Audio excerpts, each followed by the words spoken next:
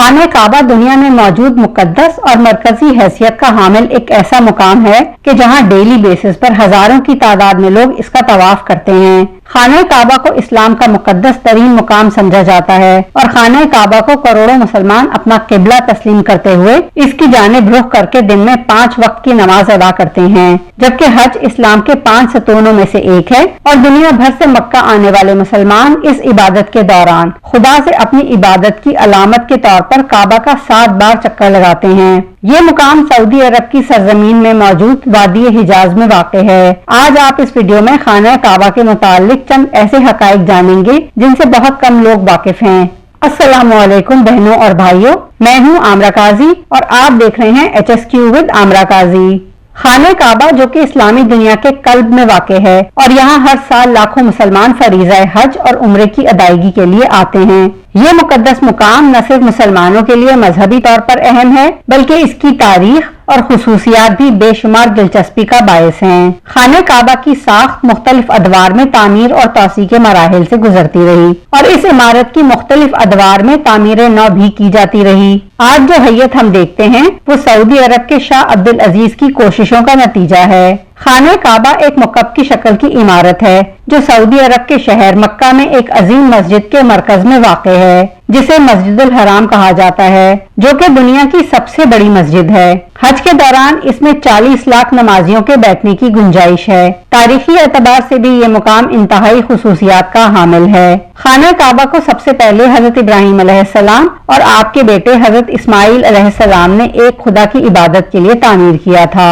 اسلامی روایات کے مطابق کعبہ اصل میں ایک سادہ مستطیل ڈھانچہ تھا جس کی ایک چپٹی چھت تھی۔ وقت کے ساتھ ساتھ پیش آنے والی قدرتی آفات اور حادثات کی وجہ سے خانہ کعبہ کو متعدد بار تعمیر کیا جا چکا ہے۔ اس کی تازہ ترین تعمیر نو 2019 میں مکمل ہوئی اور اس کی تعمیر کے نتیجے میں بہت سے پتھروں کو ہٹا کر اور بنیاد کو مضبوط بنا کر نئی چھت ڈالی گئی۔ اس کی تعمیر میں ماربل اور گرینائٹ کا استعمال بھی کیا گیا ہے۔ اب خانہ کعبہ کی عمارت کو پہلے سے کہیں زیادہ مضبوط تصور کیا جاتا ہے۔ دوبارہ تعمیر کیے جانے سے قبل اس کے 2 دروازے اور 1 کھڑکی ہوا کرتی تھی۔ خانہ کعبہ کا ایک دروازہ اندر داخل ہونے کے لیے اور دوسرا باہر جانے کے لیے استعمال ہوتا تھا۔ خانہ کعبہ کی جو شکل آج موجود ہے اس میں صرف ایک دروازہ ہے جبکہ کوئی کھڑکی موجود نہیں۔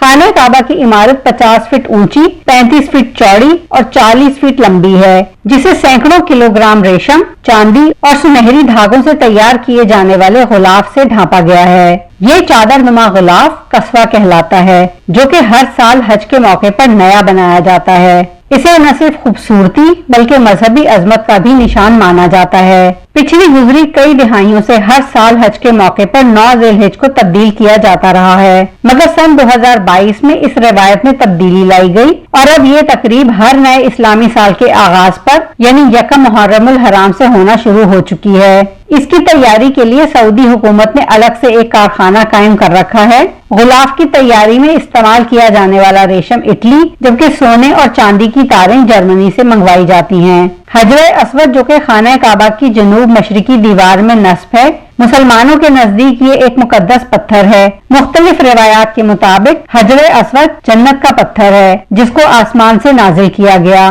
اس وقت یہ سفید رنگ کا ہوا کرتا تھا مگر انسانیت کے گناہوں نے اسے سیاہ کر دیا۔